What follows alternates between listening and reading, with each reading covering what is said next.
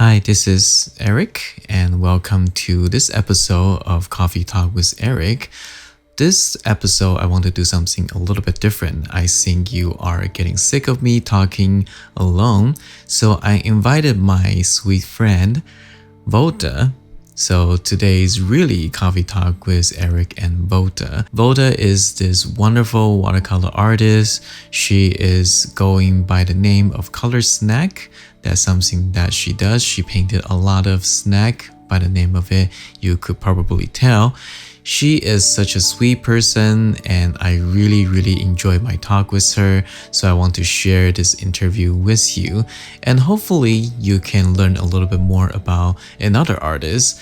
I want to interview somebody who is a little bit younger who I consider a peer. And through this interview, I hope we can show you something a little bit different than just talking about watercolor technique, artist mindset. We go behind the scene, really take a look at what we encountering as an artist on the internet.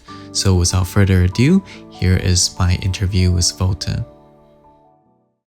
Such a pleasure to have you in this podcast. This is the first time I interview somebody on my podcast, so very exciting. Oh my gosh, I'm so honored. Thank you so much for having me. Yeah, I think one of the reasons is because I want to record. This might sound offensive, but younger artists, because on my YouTube channel, I interviewed Andy Evenson before. He's obviously a lot more mature artist, and I think he's appearing in a lot of other people's YouTube video and podcasts. So I actually want to interview somebody who's younger like you. We need to have younger voice in this industry. Obviously, I don't want my podcast always be about what the masters are doing, because I'm not a master myself. I'm still learning as well. And then it's always good to talk with somebody that I consider sort of like a peer. We're kind of in this together as well, so I think this is great to have you. So before we start, I didn't tell you this beforehand, but I just want to tell you that I think it was 2019. I think 2019, December 30th. You sent me a voice message through Instagram. That voice message, touches me so much. When I listen to that, I kind of just freeze and I just listen to it. And it was so nice that you did that. So I just want to ask you, what drives you to do that? What made you decide to do that? Oh my gosh. Thank you for reminding me, because I was trying to think back on how we connected. And I know it was through Instagram. I was always of the impression, because you have such a huge YouTube channel, and I'm so inspired by all your accomplishments. And I was always oh my gosh, I look up to you. So I thought, oh, you'd never have time to respond, because you're so famous on YouTube, and you're a big star. And I just I was whatever, maybe he'll never open the message, but at least I wanted to just had something on my heart to say. And I've contacted a couple of different people and just wished them a happy new year and all that stuff. And it was just a way to go beyond the written DM. I wanted it to be more personable, because it's it's when someone messages me with a voice message, it makes me feel good. So I was oh, I want to do that too. I want to pass that along to other people. Yeah, that was amazing, because I think that's the first time somebody ever did that. Obviously people they will message me regarding to my artwork and stuff, but it's the first time somebody actually sent me a voice message. And which is odd if you consider in this generation, because we used to talk on the phone. I'm 40, so I've been that time when the only feature of a phone is actually talking on the phone, not texting. Yeah. So it's really nice and refreshing to able to hear somebody and their tone and their emotions through their voice instead of just reading text. I mean, nothing wrong with text. We got emoji to help. Yes. But listen to voice just really makes me feel like, oh, there's a real person talking to me. And Mm. again, I just want to bring that up because I really hope that, you know, we start doing that to our friends and other ones, and you know, even the people we don't know online, we can just show a little bit more humanity in a way. And I think Yeah. that's great. And you have a lovely voice as well, I have to say. So Oh, it thank you was so much. nice. Yeah. Why don't you talk a little bit about yourself? What do you do and stuff? Yeah, so I'm Volta. Actually, Volta is not my real name. It's my nickname. It's my artist name. But my first name is Olesia, and it's a little hard to spell or pronounce. And so when I immigrated to America, it was 2002. So I immigrated from Moldova. And for the first few years, we kind of traveled around, lived in different states, and then eventually I landed in Dallas, Texas, and I've been here for the past 10 years. Really love it here. There's such a great foodie and artist community, and as you may know, Eric, I love foods and love to paint them. So I just feel like it is such a great like place. I just am thriving here because I love to eat the food and then I love to paint it. Nice. And Dallas has plenty of opportunities for that. Sounds great. So, so what's your native language? My native language, so I have two, Moldovan and Russian. So I grew up Oh, with wow. both. And then when I moved to America, I studied English. And then in high school, I picked up Spanish. So I technically Okay. speak four. And I'm sure you speak more than English too, right, Eric? Yeah, so my native language is Mandarin, and I moved here when I was 14, which is 1994. So yeah, I pick up English by then very, very slowly. I wasn't really studying really hard on the language. But yeah, I think that's amazing because I consider myself kind of suck at both language because I would never really kind of commit to one. I turned into a teenager and then I come here and like my Mandarin is not as good as a lot of native speaker, and then my English is kind of weird sometimes. My grammar sucks really, really bad. So like how did you get here? Like what did you do before you become a full-time artist? Because I am an immigrant and my parents are immigrants, they kind of nudged me towards the path of studying marketing and business so that I, would have a good profession and like be secure. Because in Moldova there were like there's such a lack of opportunities, and it was just. Hmm. I mean, we didn't leave the country because it was, we had a great life there. It was really hard. So they encouraged me to follow a more of a like secure path towards a career. So I did that. I studied marketing and even got my MBA, which I didn't really. At the time, I was so lost. I was like, I guess I'll go and get a master's degree. I don't know what to do in my life, but I knew like I was not happy where I was in the corporate world, and eventually through many like self-reflections and just kind of diving back into art, I realized that I'm at in my heart I'm an artist, and I have to at least try to pursue this career because Yes. my whole life I kind of followed a predetermined path. It's like you go to school, you get a job, and career, like corporate ladder, all this stuff, and but I just knew that wasn't me. It didn't feel right, and so I after working in like the marketing world and marketing agencies, I decided to just give it a shot. And I was doing freelancing on the side, so like I'd still had some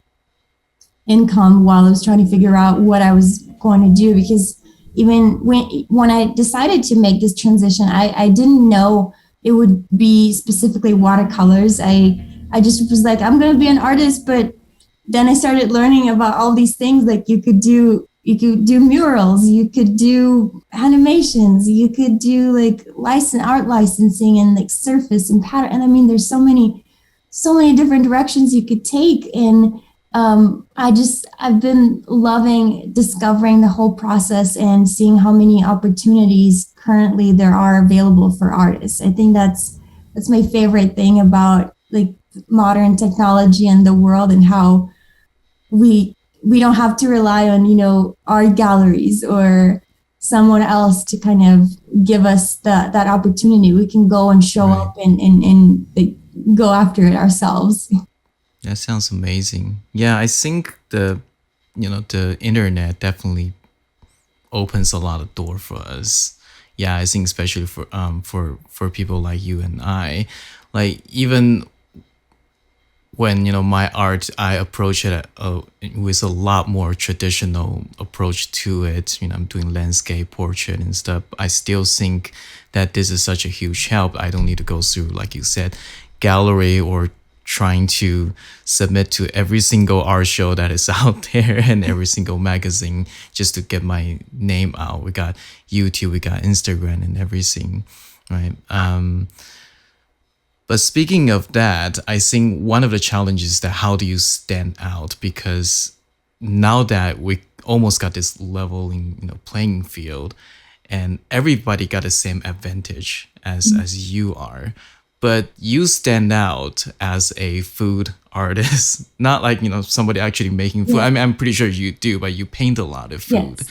Yeah. right? So that's your choice of subject. So how do you end up focusing on food? Like you just said that you like food. Mhm. I like food as well, but I eat it before I decide I consider painting them. So Yeah, excellent question, Eric. So for the longest time, I knew I was drawn to food, but I couldn't understand the reason and like why. So I think like the past 2 years, because we've been in this very strange season of life and world events, I had more time to reflect upon it. And I will say that the reason why I'm so drawn to foods is I grew up in Moldova, and in the summers I would go visit my grandmother, and she had this beautiful garden filled with like all kinds of fresh fruits and berries and veggies. And I just think like having that very tactile and like sensory experience of growing up with,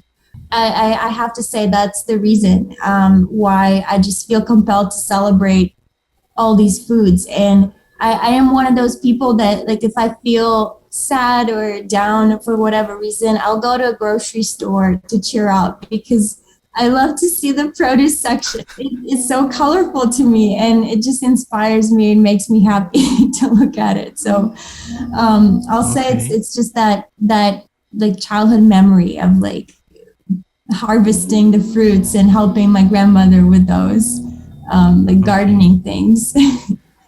That sounds so sweet. I didn't know that. Yeah, like I didn't know like you have that special kind of memory attachment to food like that. It reminds you of your family, of your of your and your childhood and stuff, right? So like I think that's something that's so special to you, and then I can clearly see why you like to paint them so much. Yeah, I think that's really really cool.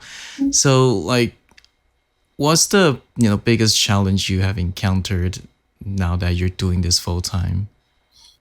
Yeah, I would say it's either like dealing with burnout and not taking enough time to rest and kind Mm-hmm. of recharge, but also just honestly like letting go of limiting beliefs of like doubting myself. And even though on the outside, like people will look at my social media posts, and it'll seem like I'm just crushing it. And on one hand I am, but I still like there's still so many challenges, and every day it's honestly like it's such a mental battle, like having to see the challenge in front of you and still show up and keep believing that you're on the right path, even though you may not see the right results or the results that you want right away.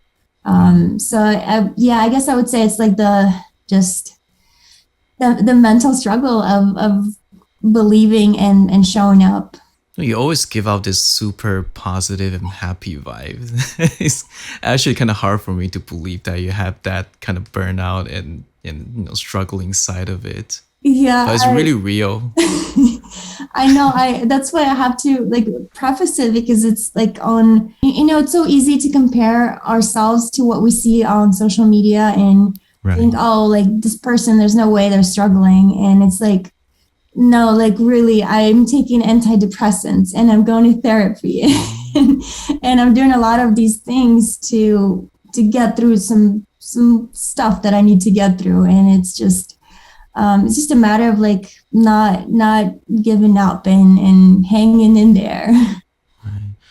Well, it's super nice to hear that, because I think sometime during this year or last year, I start to make certain video just talking about, guys, I am not perfect. You will see bad painting coming out from me. Like, I am not gonna stress out every single painting. I'm gonna mess up. So you guys either accept that, or if you believe that I should make a perfect painting every single time, then don't follow me, because I'm gonna disappoint you. So, and I feel like when I let that out, there's like a big, pressure just leave. I just feel a lot better. So okay, I can breathe now, because I was honest with my audience, people who follow me, knowing that, hey, this is where I am. I accept myself not perfect, so I sort of expect and ask my audience to accept the same.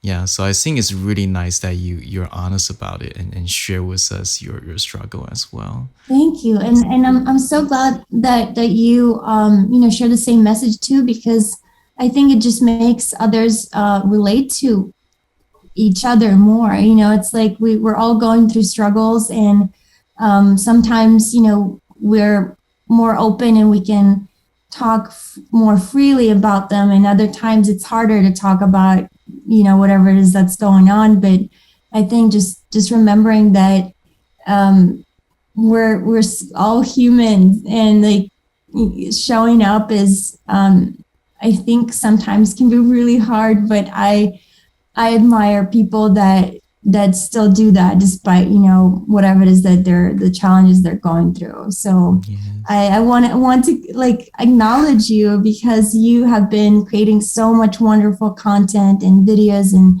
helping people on their watercolor journey. And I know it's not easy, because you have so many personal life obligations, like other jobs and projects and all those things, and it's a lot. Like you have a true commitment to show up for your community, and I wanted to acknowledge that. Oh, thank you. So yeah, you mentioned that you took MBA, you got an MBA degree. So do you think it has any contribution to what you do right now? How does that help you with your artistic career? Yeah, so I actually don't regret going like the business route in my education, because it is helping me a lot right now with just growing my business.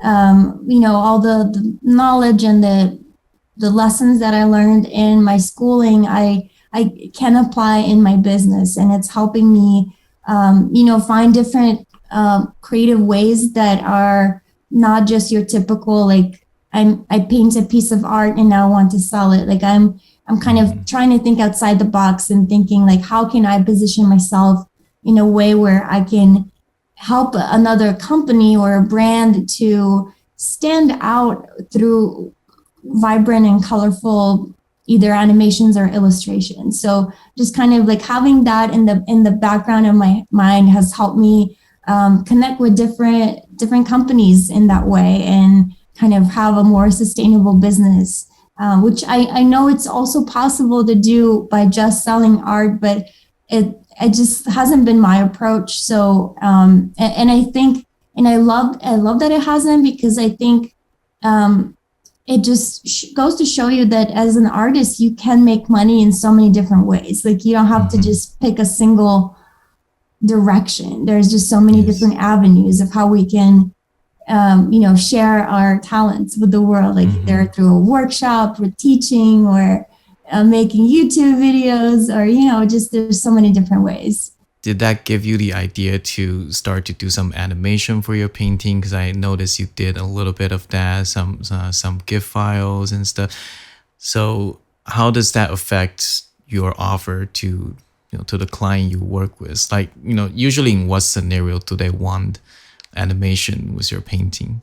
Yeah, so it's I started making animations about like 3 or 4 years ago, and I saw there were a lot of watercolor artists out there, and I wanted to find a way to just stand out in just like a small way. And I thought, I was very much interested in motion, and like seeing how making art move just like excited me so much. So I wanted to study that. And as a result, I, found a way to position these animations as either for a company, like they could have their gifts, or like the Instagram stickers that you can put on your stories. Right. Giphy is such a huge search engine. I mean, it's second to Google, and everyone like loves to communicate via gifs. So kind of positioning myself as like, hey, I can create animations either using my own art, or if you have your own assets, I can animate those too. And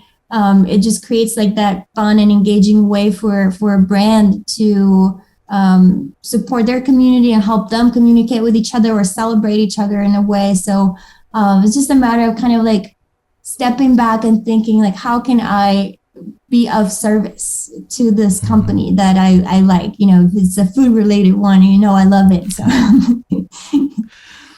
Yeah, I think it's really you hit something really, really important, is that ultimately artists, visual communication, we're trying to communicate with visual, with images. And you take that like a step further using animation, so those picture actually moves, so you have like another layer of ways to communicate with the viewers. I think that's very, very cool. thank you. So any long-term goals or vision for your art business? Yeah, I would love to write more books. I published my first book this year, and it was working on that was like the best creative project I've ever done in my life. I just like felt so happy throughout. Like I was just grinning throughout the whole process, and I want to do more of that. Like that was just so fun. So my current book is called Watercolor Snacks, and it's all about how to paint different watercolor snacks. So there's 30 chapters. They go over like all kinds of different foods that you can think of, from breakfast to lunch, dinner, and different drinks. And it's just a fun way to practice something other than your like typical, florals or landscapes with watercolors. And let's see, for my next books, I would love to do one on cocktails and different, like, 'cause there's so many, the cocktails can be so colorful and pretty. And my husband and I actually have done a live show on Instagram and then LinkedIn for a while, where we did it was like watercolor happy hour, and he would spend like the first 15 minutes making a cocktail, and then the second part I would show people how to paint that cocktail that we just made. I think some of that is really, really fun. Oh, thank you. So I just like want to put this dream out there into the universe. Like I would love to do a book and maybe collaborate with my husband if he could, create some new cocktails and mixes, like mixology stuff. And then I would just do the fun part, which is illustrating. Yeah, there used to be this huge business. Obviously, it's pandemic now, so it's harder to do that. It's like people having drink and painting at the same time. Yeah. But the painting has almost nothing to do with the thing they're drinking. So you guys can actually do that, but actually like, somebody make a drink and you guys actually paint it and drink that. I think that would be really, really fun. Yeah, like just hopefully the whole pandemic scene will be over very, very soon. Like I hope so too. Yeah. Yeah, it's been really difficult. Some not art related questions. And yeah, so just for fun. So what's your favorite snack? I know there's a ton of it, but if you pick Yeah, one. strawberries. I love strawberries, and it just goes back to like my memory of collecting them with my grandmother in her garden. I Wow. love to eat berries, and even when they're not in season, and even if they're not as sweet as I know they could be, I'm like, I don't care. It's a strawberry. I will eat it. Where do you want to visit the most right now? The most. Just anywhere you just want to travel right now. Yeah, I mean, honestly, yeah, I would say anywhere. I would really love to go back to Chile. So Uh-huh. I studied abroad in Argentina when I was in college, and I Oh traveled to wow. Chile while I was in Argentina because it was so close. And I just fell in love with that country, and I would love to go back and like my dream trip would be to like do a road trip from like the north to the south of Chile, like through all of the Mm-hmm. different like climate change, like as the like you travel towards the southern tip, everything like the weather changes in different ways, and Right. there's like landscapes are gorgeous and beautiful, and I'm just yeah, I would love to Oh, visit there. so what do you like the most about Chile? Like aside from the scenery and landscape? Yeah, honestly, it would be like the natural beauty, like landscape. The just when I just think of my trip across the mountains from Argentina, because I took a bus, and it was just like such an unforgettable experience, like seeing the majestic mountains. And because I live in Dallas, and we don't have a lot of mountains here or any. And I think it just like being in that kind of like natural beauty, and there's also the Pacific Ocean on the side, and Mm-hmm. it's just like the sea and the mountains and the like beautiful nature. I just Yeah, that's what speaks to me, and I would love to visit that. Yeah. Do you miss the beach? I do, yeah. Very Did, much. yeah, so I'm really bad at geography. So like so where you come from, is it close to an ocean or is it inland as well? No, it's kind of landlocked between Romania and Ukraine. Oh, It's very okay. close to the Black Sea, but Moldova actually does not have a path or a passageway to the Black Sea. It's long, Uh-huh. long geopolitics for why that's a thing. Right. But yeah, growing up in Moldova, I didn't get to experience that much. So Wow. Yeah, I'm so used to having ocean where it's accessible to me because I grew up in Taiwan, which is an island. and then and then when I moved here, I'm in California. So like beach is just next to me. yeah, And then now I'm in Seattle, which is, also the beach is next to me as well. So like the thought of like if I move to somewhere like Texas, yeah. I'm pretty sure it's cool, but like the thought that like might spend like couple hours just to get to a beach, that's all kind of scary to me for some Yeah, reason. no. Yeah, it's I right. I think you're very lucky. So I would like if you got your life there, like do not move. But maybe one day, like my husband and I will join you guys over there in Seattle or somewhere in the West Coast, because it's just I do miss that. It's especially over the pandemic. Hmm. I used to just paint foods, but I started painting landscapes, and Yeah. a huge reason was because I missed traveling and like seeing nature and being outside, and I Hmm. realized that I just need that for my mental health. And Hmm. painting kind of helped me alleviate some of that, because it's like, okay, well, I can't go Exactly. anywhere, but at least I can paint a mountain and pretend that I'm just a little bit in a mountain for just like five Yeah, minutes exactly. Yeah, no, I experienced that myself too. When I miss somewhere a lot, I will start to paint that place. Or even somebody, one of my friend, I will start to paint them.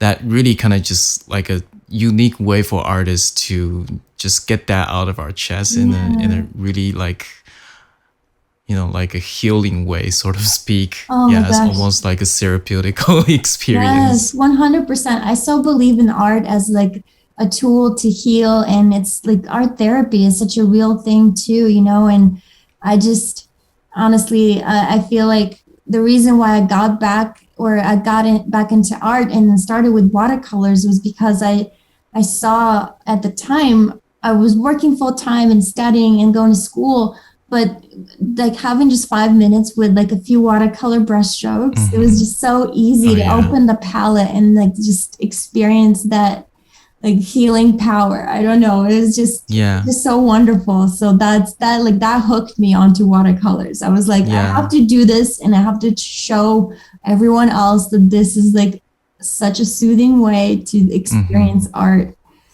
Yeah. That's such an important thing because I think as we, browse through social media and everything, we start to see a lot of like amazing artwork. Sometimes we tend to forget, sometimes we need to let the art kind of help us and serve us, right? We're not, not every artist should just, focus on serving art. If you know what I mean here, just like you just use art to feel happy, to Yes. heal yourself. You Yeah. don't pressure yourself to make like a beautiful painting every single time. It doesn't really matter. Just pull out paper, do some washes, and it's just for having fun. Like, Yes. like my kids started playing with paintbrush and stuff, and they're just having fun. They're not planning to make it into a masterpiece. And Mhm. somehow I think when we become an artist, when we start to learn how to paint, we sort of lost that sort of innocent and passion. And which is that's why I like what you do so much, is that you focus on the enjoyment of painting and you focus on like the process and what, how that will help you better your life rather than like, yeah, like be very specific and technical about specific washing technique and stuff. There's some people are looking for that, and there's nothing wrong with that. But I do think what you do is really, really important in that aspect. Oh, thank you so much for sharing that. And I so agree. I think ultimately, like that's what my mission is to show people that you can be an artist, even if you have a, different day job or profession or whatever. It doesn't, being an artist doesn't mean you need to go to art school or you need to be doing all these things. It's just a part of you that wants to express, and whatever medium you choose, it's, that's the beauty of it. Like you get to try different things and see what speaks to you, and then use that as a way to express whatever you're feeling. And I think it's just, I think we need more of that in the world, like more of that Yeah, expression. absolutely. What's your, yeah, this is just for fun, but I'm curious. What's your MBTI type, if you know? That's the Myers Briggs, right? Right, right, right. I am an INFP, and I believe that's the Oh, wow. mediator or peacemaker. Yeah, yeah, yeah. My son is actually INFP. Oh, yay, we're Yeah. And twins. I'm an INFJ, so there's a lot of similarity there. Hmm. But yeah, I wouldn't thought that you're an introvert. Oh my gosh, Just because really? the way you appears, I wouldn't thought that you're an introvert. I am big time introvert. Like, like when I do workshops and I'm in front of people, I will need a day to just recharge and not talk to anyone. Because even though Hmm. like I love to do it, I love to connect with people. Right. It gives me like that fire. But afterwards, I do need time to like regain that energy because it does Hmm. drain me. So I'm definitely like big time introvert. Yeah, I like that. Yeah, like a lot of us, like as a creator, we appear to be like pretty outgoing and we want to keep communicating with, with our audience. But Yeah. then, yeah, a lot of us are actually introvert. Like if you see me in person, you're gonna see me like I'm really awkward. And which is another weird thing is that when I'm awkward, I start to talk a lot. Which doesn't sound like an introvert, but like that's something that I might start doing just because like I'm afraid of like giving people silent and they will Hmm. mistakenly think that I don't like them or something because I don't speak to them. Which Yeah. is Oh like my gosh. I so relate. Like I'll just start talking really fast sometimes. I don't know. Let me just tell you everything that I know so that you think I know. So I don't know. It's just like trying to like keep the conversation going. And then I'm like, afterwards I'm just, oh, I'm tired. Why did I I could just like chill, you know? From my limited understanding of INFP and seeing like you're really in touch with your own emotion, so to speak, right? Yeah. So like does that reflect in your art and the way you create things? Yeah, I would say so. I try to always like come from a place of optimism, and even if sometimes like I don't feel it, or if I'm going to have like a depression type of depressive season, I will still try to just express that in art. But I am focused, like I would say like that's the art that I probably won't share with anyone else. It's just for me, it's kind of just to like get it out. But ultimately I do want to kind of be the source of like uplifting and encouragement for others. So if they're having a tough day, and if one of my gifts like makes them smile because there's like a little chicken dancing or doing something, like that's like mission accomplished. I just want to kind of bring that like moment of lightness, because it can be so hard and life can be so heavy sometimes that we just need those little moments of joy. Yeah, I think it's really important. Again, like what you do is that you do painting like for yourself, and people resonate with you. Great, but like as an artist, a lot of time we're so focusing on producing work, and again we forgot what that means to us. So again, yeah, it's a great reminder for all of us. Okay, so what's your favorite movie this year that you've watched? Movie this year probably be Shang-Chi. Oh, really? I loved it was just like the perfect mix of like superhero action, comedy, a little bit of like comedic elements, and it was just like super entertaining. And I would say compared to most of the movies I've seen this year, it was the best. Right. It was the best because I've seen a lot of bad ones. I'm not gonna go to them. Right. But yeah, I would say Shang-Chi was probably my favorite one this year. What about you? What about you? Have you seen any good ones? I think visually, if we're just talking strictly visually, it's Mm. Dune. But that's just visually because like the pacing for me drags along, a little bit too long. I watched Dune with my wife. It was actually in a theater and there's not a lot of people and there's like a recliner chair, so she just fall asleep. And I like it's a dad joke moment, so I just tell my friends that yeah, we're watching Dune and Sandman got to her. Yeah, so but visually it's pretty stunning. But I like Shang-Chi a lot as well. And again, as an Asian and Mandarin speaking, natively, yeah, I can kind of see a lot of cultural reference as well. And it's really funny that like when I watch the movie, because they speak in Mandarin in quite a few dialogues, and they have subtitle underneath, I'll be like, that's probably not how I will translate that, but okay, whatever. Yeah.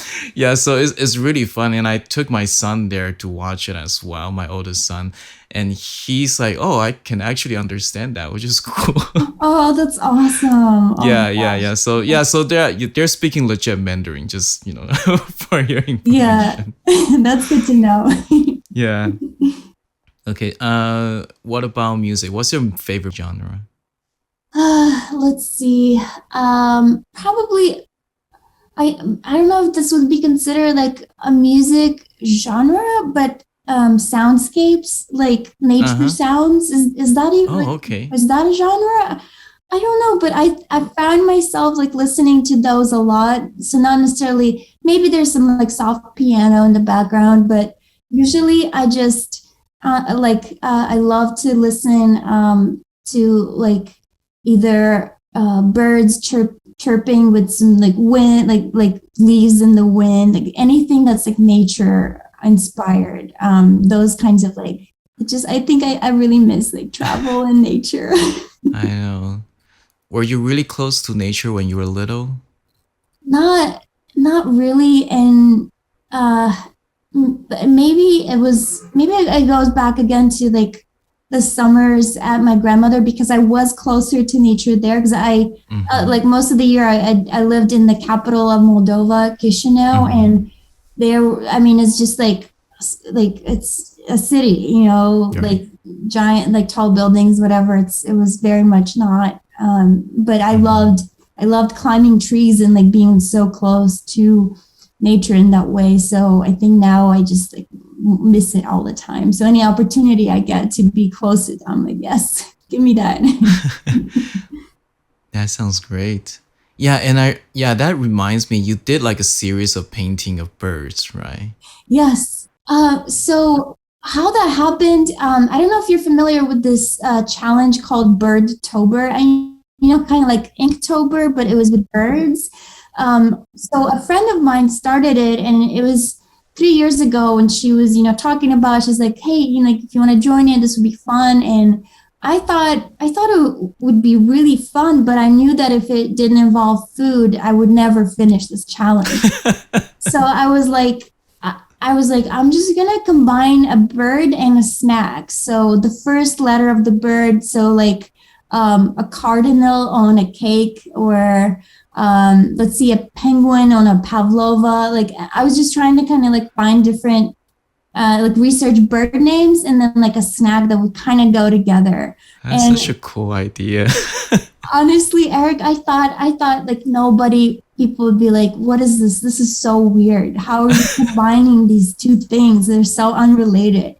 And then like the wildest thing happened, like my community responded so well to, like, they thought it was so funny, and they loved the birds. And then I made like calendars out of some of them, and people loved them. So it was just such a funny thing, because I was like, no way this will ever like resonate with anyone on social media. But then it was the exact opposite. People loved them for some reason. Yeah. No, I think that would be a great idea for like a flashcard, to like teach kids like alphabet and stuff. That would be great. Like they have like two examples in one image. I think that's awesome. Oh my gosh, I love that idea. I love it. It was such a pleasure having fun talking to you. It was so great. Thank you so much, Eric. Honestly, so honored to be a guest on your show. So thank you so much for having me.